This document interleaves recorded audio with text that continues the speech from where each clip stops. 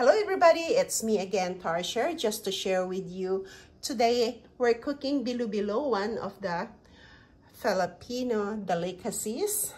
And of course, the glutinous rice balls.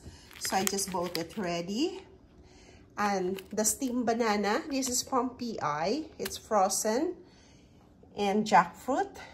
And of course, the banana, I cut it. And then I'm using this sago, the tapioca pearl, and sweet potato, lemon, and milk, evaporated milk, and then a coconut milk, and sugar cane. I'm using the sugar cane. So, see you in a bit. So, let's start cooking. Ayan, kumukulo na yung tubig. Nilagyan ko ng just a little bit of water and the cinnamon powder. And now we just add first the sweet potato. Ilagay ko na siya lahat.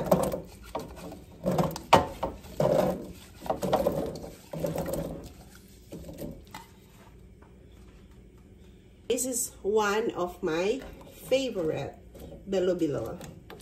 Add the evaporated milk. So, nasa sa inyo yon kung anong ilagay nyo, milk or tubig lang. So, ako, kaikikan ko lang to. So, I need to add milk. I just add 2 cans of evaporated. You can have a fresh milk. But I have a lots of stock of evaporated. So, I'm just using it. And we just add the tapioca pearl. Isang ano lang siya. So, nasa sa inyo yun kung lagyan nyo ng ganyan. Ito kasi is ready already. So, mas madaling lutuin dahil ready na siya. At saka, wala ding available dito na yung kagaya sa atin na nasa mga merkado. Dito, ganito lang or frozen. Pero wala silang frozen nung pumunta ako sa Filipino store.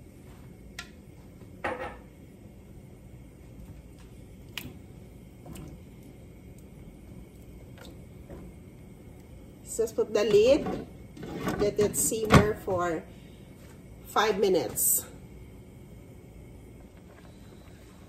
So we just add the jackfruit and the banana. At napakadali lang siyang lutuin, guys. Oh, ang bango-bango niya.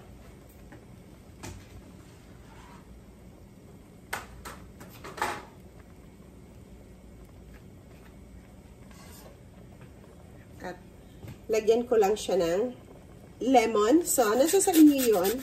Konti lang ilalagay ko. Para lang mag-iba yung lasa niya. May konting ano ng lemon. Kung wala kayong lemon, so lime lang. Yan.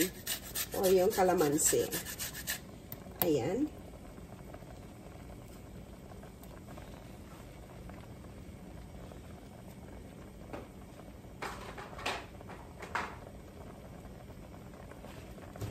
And I just add the sugar. So, nasa sa inyo kung gaano kadaming sugar, i-chan-chan nyo lang.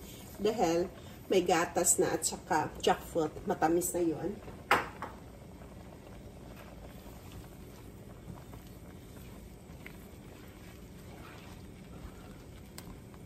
Kasi konti lang ang tubig yung nilagay ko. So, napaka-sticky niya. Ang sarap.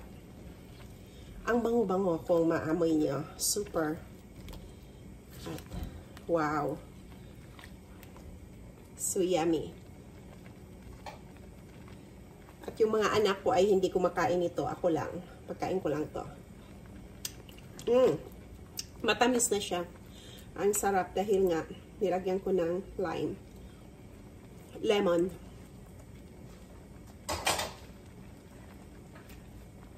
Ayaw ko yung matamis masyado. So, I just add the coconut milk. I'm just using 1 can.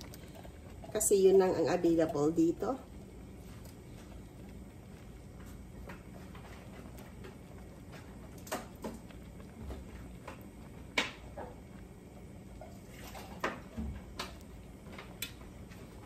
So I just add a little bit of water.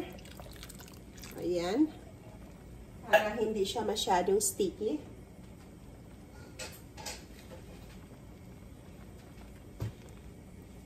Hindi ba super dali lang niya lutuin? At saka yun, the glutinous rice.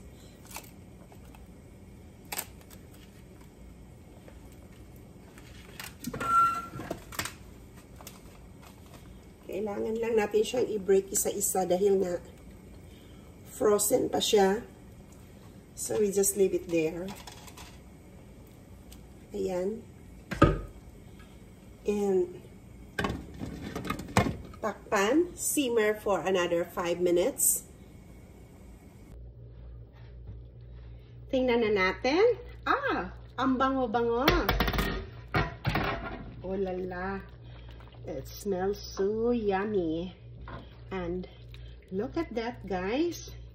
My bilo-bilo is already cooked. At saka sticky na yung ano niya. Yan, sauce niya. So, luto na siya lahat. Ayan. If you can see it, oh, if you smell it, so delicious. Smells so good. Ang bango dahil sa jackfruit. Thank you so much for watching. See you in our next video. Bye for now.